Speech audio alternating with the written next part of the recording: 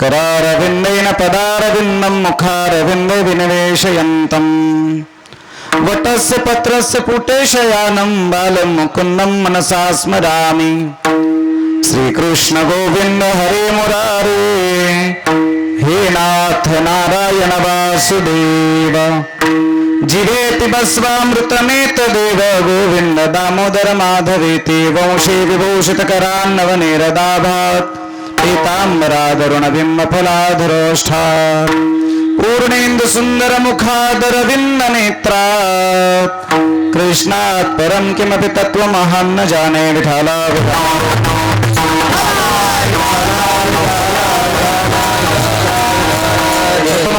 गणनाथ उमाशंकराच्या स्वतः चरणावर ठेवणे माता साष्टांग्याता दंडवत दुसरी बंधू सरजाजी चतुराणाचे आत्मजा वाक्सिद्ध पाविजे सजातीच्या चरणोजा दंडवत आता बंधू देव ब्राह्मण ज्यांचे पुण्य पावन प्रसन्न होऊन श्रोते जनता माझे दंडवत आता बंधू साधू सज्जन नित्योदय हरिचे ध्यान विठ्ठल नाम उच्चारिते जनता माझे दंडवत आता बंद रंग भूमिका कीर्तनी उभे होती लोका टाळ मृदंग श्रोते देखा तया माझे दंडवत ऐसे नमन करुणे सकळा हरिकथा बोले बुबड्या बोला अज्ञान म्हणून आपल्या बाळा चालवी सकळा नामा म्हणे विरारा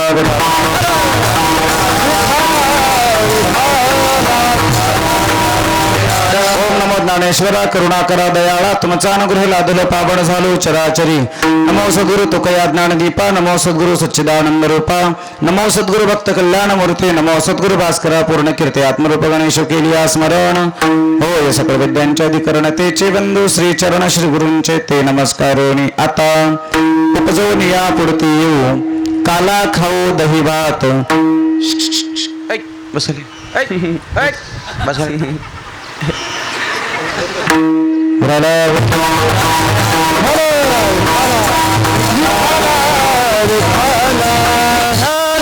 उपजोनिया पुढते येऊ काला खाऊ दही भात वैकुंठितो ऐसे नाही कवळ काही काल्याचे प्राप्त प्रसंग होत असलेली कीर्तन रूपी सेवा सेवेकरता निवडलेला अभंग संत श्रेष्ठ श्रीमंत श्री जगद्गुरु तुकोबारा यांचा आहे.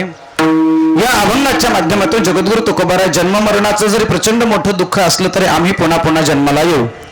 जन्म मरणाचं दुःख भोगून सुद्धा आम्ही जन्माला येणार आहोत. याचं कारण असं आहे की आम्हाला भगवंताच्या सानिध्यामध्ये दही भाताचा काला खायचा आहे. पण दही भाताचा काला खाण्याकरता जन्माला यावंच लागतं का? हो, यावं लागतं. कारण हा काला वैकुंठामध्ये नाही. केवळ आम्हाला मिळालेला काला आमच्या पुरता मर्यादित आम्ही ठेवणार नाही, तर हा काला आमच्या समवेत इतरांनाही देणार आणि इतरांनाही देण्यासाठी आवश्यक असणारी वाळवंटासारखी शुष्क भूमी आमच्या जीवनामध्ये तयार करणार असं सांगणारा 4 चरणाचा अभंग आजच्या सेवेकरता निवडलेला आहे.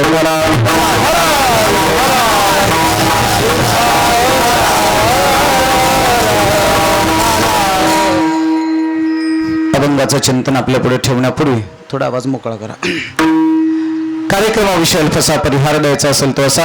आपल्या सर्वांना माहिती आहे तरी सुद्धा सुंदर पवित्र पुणिताने पावन अशा या पाटोदा भूमीमध्ये चालत नाही एवढं यशभार झालो नाही. फक्त तुम्ही जागे आहेत का झोपले ते बघायचं होतं. विठ्ठल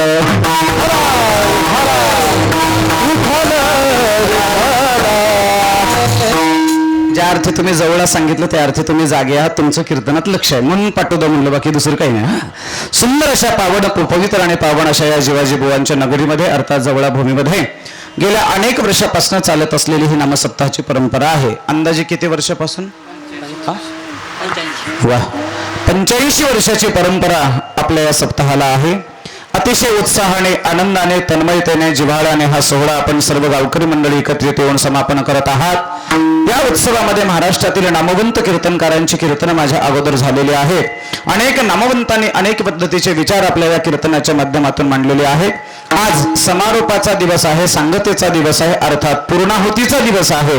आणि पूर्णाहुती म्हटलं जसं यज्ञाची सांगता पूर्णाहुतीने, भजनाची सांगता भैरवीने, तसं कीर्तनाची किंवा सप्ताहाची सांगता काल्याच्या कीर्तनाने, अगदी काल्याच्या कीर्तनाने या उत्सवाची सांगता होणार आहे.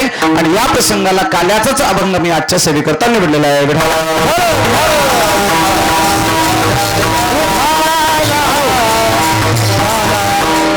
उपस्थित सर्व श्रोते मायबाबांच्या चरणावरती कोटी कोटी प्रणाम करतो. आपल्या सर्वांच्या चरणावरती नतमस्तक होतो. आणि आजच्या या सेवेला माझ्या महाराष्ट्रातील नामवंत गायक आणि वादक मंडळी उपस्थित आहेत. ज्यांनी अतिशय सुंदर पहिली चाल गायली ते आपल्या परिसराचं भूषण आमचे हरिभक्तपरायण माऊली महाराज खवणे राहणार सेलू जिल्हा परभणी.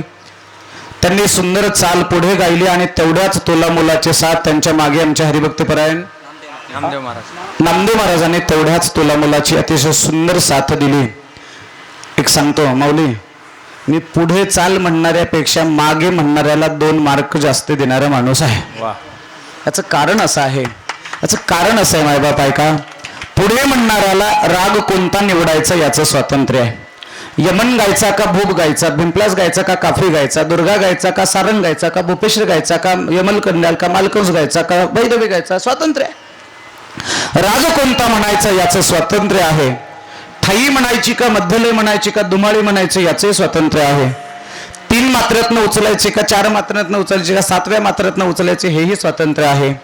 पण पुढे म्हणणाऱ्याने चाल गायल्याबरोबर अगदी 10-5 सेकंदामध्ये राग ओळखायचा असतो, 10-5 सेकंदामध्ये चालीची ठेवण ओळखायची असते आणि एवढ्या लवकर हे सगळं डोक्यामध्ये फिट्ट करून पहिल्या आवर्तनाला माग म्हणायचं असते. हे काम एवढं सोपं नाही. तुम्ही ते काम केले म्हणून तुम्हाला धन्यवाद. विठ्ठला.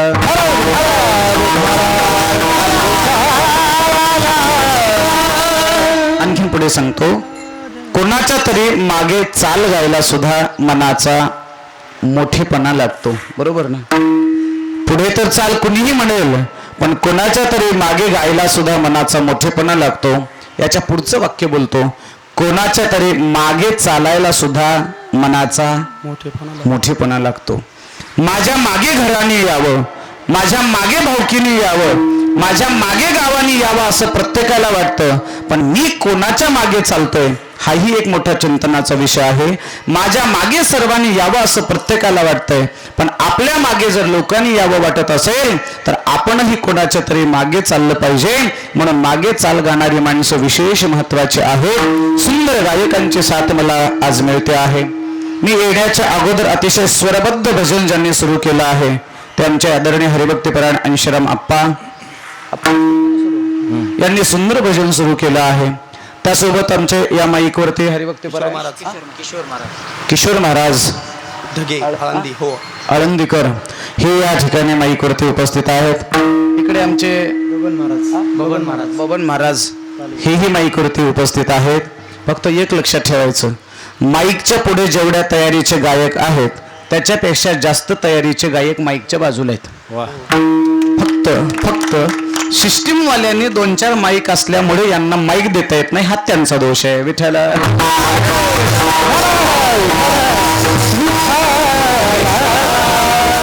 आणखी पुढे सांगू का महाराज, आमच्या संप्रदायामध्ये अशी काही मोठ्या मनाचे कलाकार आहेत. आपण जर 5-7 दिवस जर सप्ताहाला असो किंवा आपल्या गावात जर उपस्थित असो आणि एखादा नवीन जर गायक आला तर आपल्या पुढचा माईक काढतात आणि त्याच्या पुढे ठेवतात. मला असं वाटतंय की आपल्या आयुष्यामध्ये स्वतःला लहानपणा घ्यावा आणि दुसऱ्याला मोठेपणा द्यावा. हा महत्वाचा गुण जगाच्या पातळीवर कुठे असेल तर केवळ वारकरी संप्रदायामध्ये आहे. याशिवाय दुसरीकडे हा गुण पाहायला सापडत नाही. विठ्ठला.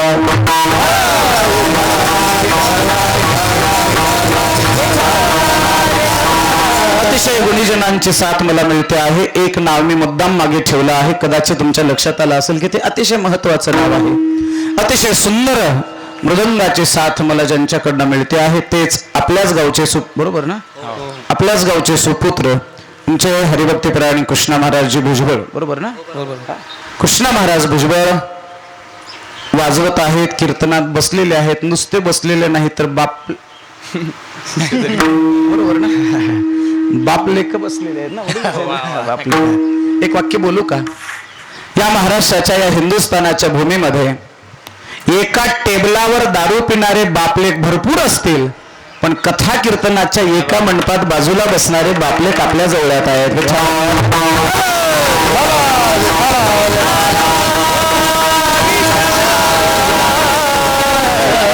अतिशय सुंदर मला मृदंगाची साथ कृष्णा महाराज देत आहेत. अतिशय गोड मृदंग वाजवत आहेत. नुसता वाजवतच नाहीत तर ते सुंदर स्वरामध्ये लावून वाजवत आहेत.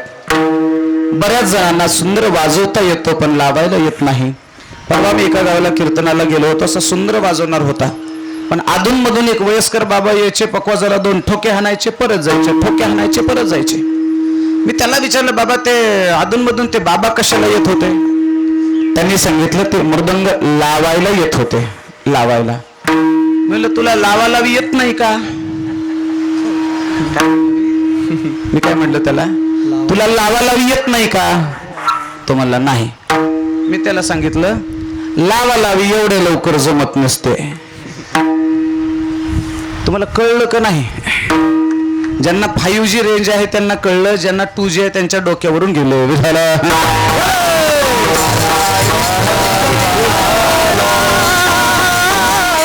काय म्हटलं त्याला, लावालावी एवढ्या लवकर जमत. बोला ना, लावालावी करायला लय अभ्यास लागतो महाराज. सगळ्यात जाती कुळ गोत्र सगळं पाठ असावं लागतंय तेव्हा लावालावी जमते. उगा 2 तासाच्या कीर्तनालयावर मी जवळ्यामध्ये लावालावी करता येईल होय? जमल का मला? लावालावी करायला तुमचीच माणसं पाहिजे, त्याच्याशिवाय लावालावी होत नाही.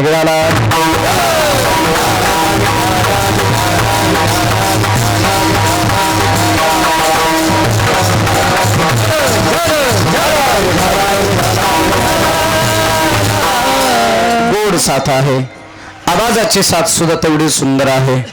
आमचं हे माऊली डेकोरेटर्स किंवा माऊली मंडप मंठा सुंदर साऊंड सिस्टम आहे. थोडा आणखीन माझा 1 पॉइंट वाढवला तर आणखीन गोड आवाज येईल. वाढवा विठ्ठल.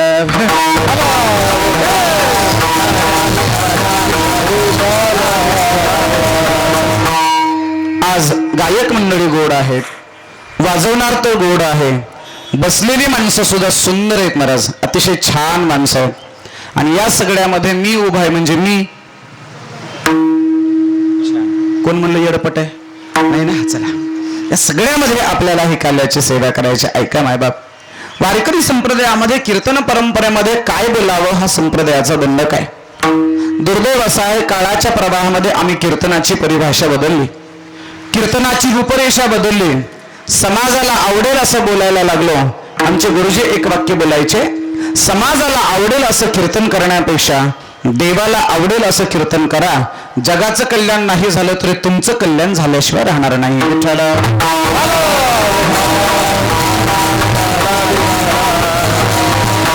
सांसारिक प्रपंचाच्या कथा किंवा प्रपंचाच्या गोष्टी कीर्तनामध्ये सांगू नयेत. लोकांमध्ये अश्लीलतेचा भाव निर्माण होईल अशा प्रकारचं कीर्तन नसावं. लोकांचे विकार जागृत होतील अशा प्रकारचं कीर्तन नसावं. कीर्तन ऐकून लोकांच्या अंतकरणातली भक्ती जागी झाली पाहिजे. कीर्तन ऐकून लोकांच्या अंतकरणामध्ये भगवान परमात्म्याचं रूप बिंबलं पाहिजे.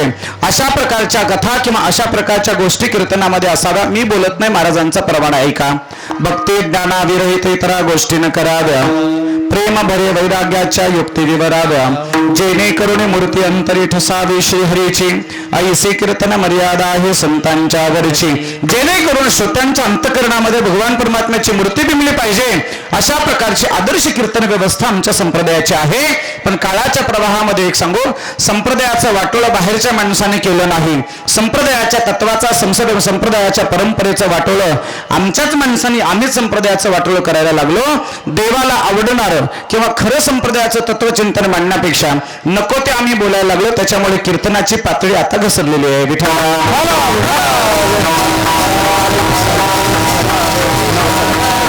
कीर्तनामध्ये देव धर्म संत न्याय नीती याचा विषय असावा. त्यातही 7 दिवसाच्या कीर्तनकारामध्ये पहिल्या दिवसाच्या कीर्तनकाराने भगवान परमात्म्याच्या स्वरूपाचं वर्णन करावं. सगुण चरित्रे परम पवित्रे सादर वर्णावी. मध्यंतराच्या कीर्तनकाराने कोणी भक्ती मांडेल, कोणी ज्ञान मांडेल, कोणी वैराग्य मांडेल, कोणी संत चरित्र मांडेल. ज्याच्या त्याच्या चिंतनानुसार मध्यंतराचे कीर्तनकार मागतील. उपांत्य दिनाच्या कीर्तनाला भगवान परमात्म्याकडे मागणं मागावं. आणि उपांत्य दिनाच्या नंतर जागराच्या नंतरचं शेवटचं जे कीर्तन आहे ते कीर्तन म्हणजे काल्याचं कीर्तन आहे. आणि काल्याच्या कीर्तनामध्ये केवळ कृष्ण परमात्म्याचं चरित्र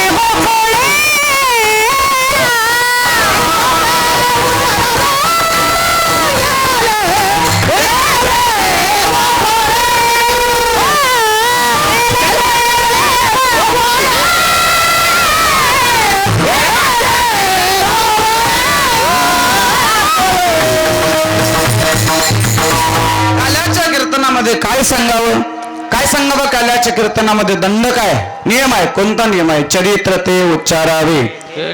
कुठलं चरित्र? लक्षात ठेवा, भगवान कृष्ण परमात्मा सगळ्यात जास्त काळ जर कुठे राहिला असेल तर तो द्वारकेत राहिला. पण द्वारकेतल्या राजवैभवाचं चरित्र काल्याच्या कीर्तनात सांगावं असा नियम नाही. अगदी थोडा काळ माझा भगवान कृष्ण परमात्म्याचा गोकुळात वृंदावनात गेला, तेच चरित्र बाल्यावस्थेतलं चरित्र काल्याच्या कीर्तनात सांगावं असा संप्रदायाचा नियम आहे. का नियम असा आहे महाराज? सांगताय का?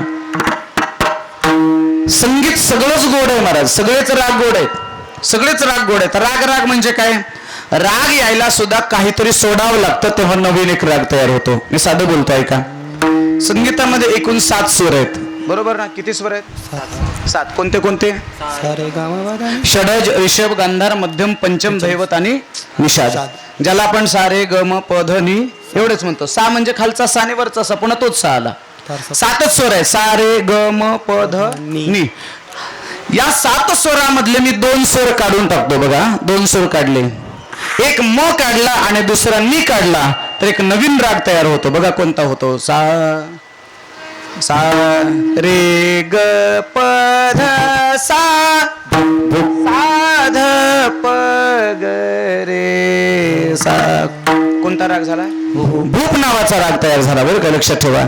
7 स्वरामध्ये जर 2 राग काढले तर भूप नावाचा राग तयार होतो. त्या भूप रागामध्ये जर एका स्वराची उंची कमी केली तर शिवरंजनी नावाचा राग तयार होतो. शिवरंजनीच्या पुन्हा स्वराची गची उंची कायम ठेवा आणि धची उंची जर कमी केली तर भूपश्री नावाचा राग तयार होतो. लक्षात ठेवा. स्वराला जर वगळलं किंवा स्वराची जर उंची कमी जास्त केली तर एक नवीन राग तयार होतो. असे अनेक पद्धतीचे राग आहेत महाराज. काही राग अवढव जातीचे आहेत, काही राग अवढव शाडव जातीचे आहेत, काही राग शाडव शाडव आहेत, काही राग शाडव संपूर्ण आहेत, काही संपूर्ण जातीचे राग आहेत. काही रागाचा थाट यमन आहे, काही रागाचा थाट भैरव आहे. अशा वेगवेगळ्या रागातले थाट अनेक आहेत. या सगळ्या रागामध्ये एक राग आहे, तो सर्वात गोड राग आहे महाराज. त्या रागाचं नाव आहे भैरवी. संपूर्ण जातीचा राग आहे. ज्या रागामध्ये ऋषभही कोमल लागतो, गंधारही कोमल लागतो, दैवतही कोमल लागतो आणि निषादही कोमल लागतो. रे ग धनी हे 4ही स्वर कोमल लागतात आणि 7च्या 7ही स्वर ज्या रागामध्ये घेतल्या जातात त्या रागाचं नाव आहे भैरवी. लक्षात आलं का? एकदा जर भैरवी गायली, समजा चुकून जर आमच्या एखाद्या टाळकऱ्याकडनं जर प्रमाणाच्या वेळेला जर भैरवी निघाली तर जाणकार श्रोते म्हणतात येडपट आहे का काय, दुसरे चालीला भैरवी म्हणली म्हणतात, वेड्यात काढतात महाराज. शास्त्र असं सांगतं, एकदा भैरवी झाली की पुन्हा भजन नाही. भजनाचा शेवट भैरवीने, तसं उत्सवाचा किंवा सप्ताहाचा शेवट काल्याच्या कीर्तनाने. सगळेच राग गोड आहेत पण भैरवी सारखा राग गोड नाही. सगळ्याच देवाचं चरित्र गोड आहे पण कृष्णाच्या चरित्रासारखं गोड नाही. आणि कृष्णाचं सर्वच चरित्र गोड आहे पण बाल्यावस्थेतल्या चरित्रासारखं गोड नाही. म्हणून काल्याच्या कीर्तनामध्ये कृष्ण परमात्म्याचं बाल्यावस्थेतलं चरित्र सांगावं. चरित्र ते उच्चारावे, केले देवे गोकुळे तदनुषंगाने किंवा त्याच प्रसंगाने मी हा प्रसंग किंवा अभंग सुद्धा तसाच निवडलेला आहे. आज श्रीमंत श्री जगद्गुरु तुकोबाराय तुम्हा आम्हाला म्हणतायत, काल्याचा आनंद आमच्या जीवनामध्ये घडत असेल, काला जर आम्हाला सेवन करायला मिळत असेल, एकदा काय पुन्हा जन्माला येऊ अभंगाच्या पहिल्या चरणात.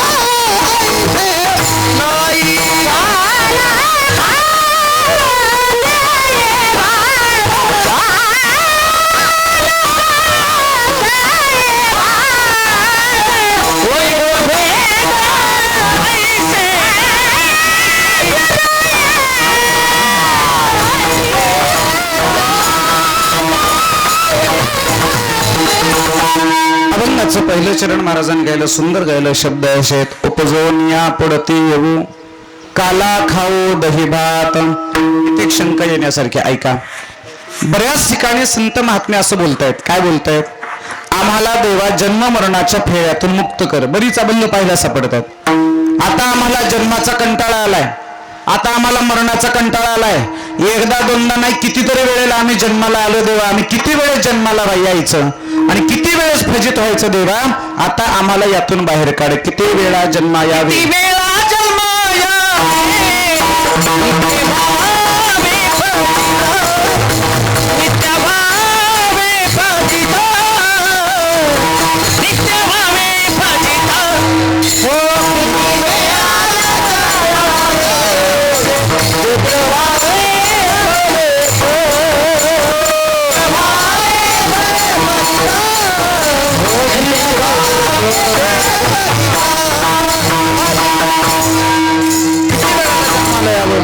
किती वेळेस आमची फजिती आहे देवा.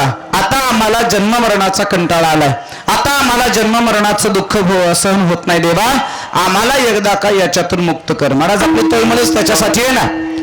एकीकडे महाराज म्हणतात पुन्हा पुन्हा आम्ही जन्माला येणार नाही, आणि या अभंगात मात्र म्हणतात की आम्ही पुन्हा पुन्हा जन्माला येऊ. आम्ही तुकोबाराने विचारलं, तुम्ही असं दोन्हीकडून कसं काय बोलता? एकीकडे म्हणता की मी कीर्तनाला येणार नाही, दुसरीकडे मात्र पहिल्यांदाच लवकर येऊन बसता, असं कसं काय शक्य आहे? एकीकडे लोक म्हणतात मी पट्टी देणार नाही, सगळ्यात अगोदर त्याचाच आकडा देत असलो लोक म्हणतील आधी तर देणार नाही म्हणला तसं अगोदर का दिलास? तुकोबारा एकीकडे बऱ्याच अभंगातून म्हणतात की आम्हाला जन्म नको, आम्हाला मरण नको, आणि या अभंगात मात्र म्हणतात की आम्ही पुन्हा पुन्हा जन्माला येऊ. असं का? याचं एक छोटस उदाहरण सांगतो, मग आपल्या लक्षात येईल. ऐका. कल्पना करा, आपण आपल्या जवळावरून सेलूला निघालो, एसटी बंद आहे म्हणा किंवा मोटरसायकल नाही, काही नाही काही नाही, मधल्या मार्गाने आपण आडरानातून गायरानातून निघालो. आपण दाट झाडी आहे, आडरानाचा रस्ता आहे, सोबत कुणीच नाही, थोडासा उशीरही झालाय. आपण प्रवास करायला लागलो. प्रवास करताना समजा एखाद्याने आपल्या पाठीत जोराची वीट हाणली. वीट वीट माहित आहे तुम्हाला? वीट वीट माहित आहे? वीट, अरे वीट माहित आहे की नाही? हा, अशी जोरात एवढी मोठी वीट अशी एक जणाने फेकून हाणली महाराज. वीट पाठीत पडल्याबरोबर तो असा उलटून पडला, बेशुद्ध पडला. बेशुद्ध पडल्याबरोबर 10-15 मिनिट गेले. किती वाईट वाटलं त्याला. त्याने असं म्हणलं, मी जीवाच्या बुवाचं दर्शन केलं, मी महाराजांचं दर्शन केलं, मी पांडुरंगाचं दर्शन केलं, आणि दर्शन करून मी परत जात असताना किंवा प्रवास करत असताना मला का बरं मी वीट मारली असेल, कोणी मारली असेल, का मारली असेल? शुद्धीवर आला आणि बघायला लागला. कोणी मारली हे त्याला दिसलं नाही, पण बघू म्हणलं नेमकं काय मारलंय आपल्याला. त्यावेळेला जाऊन जेव्हा पाहिलं तेव्हा ती वीट त्याने पाहिली. ती वीट मातीची नव्हती, ती वीट सिमेंटची नव्हती, ती वीट होती सोन्याची.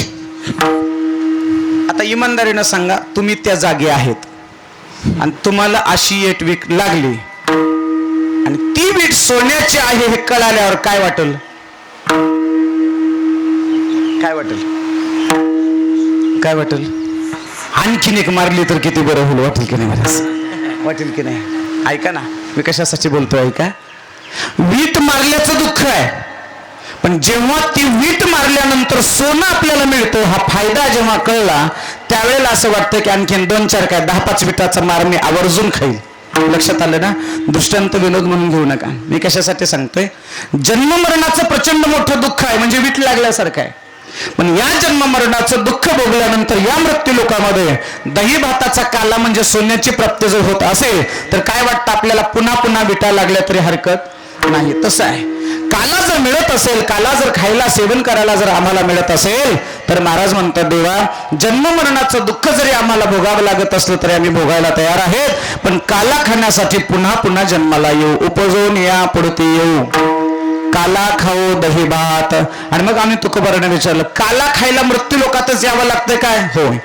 काला खायला वृंदावनातच जावं लागतंय, काला खायला यमुनेच्या काठावरच जावं लागतंय, काला खायला पंढरपूरच्या वाळवंटातच जावं लागतंय, काला खायला गावातल्या सप्ताहातच यावं लागतं. घरी बसून काला मिळत नाही, बंगल्यात बसून काला मिळत नाही महाराज. आणि म्हणून तुकोबारा बोलतात, कितीही त्रास असला, कितीही दुःख असलं तरी आम्ही ते दुःख सहन करू आणि मिळालेला काला आम्ही आनंदाने सेवन करू. अभंगाच्या दुसऱ्या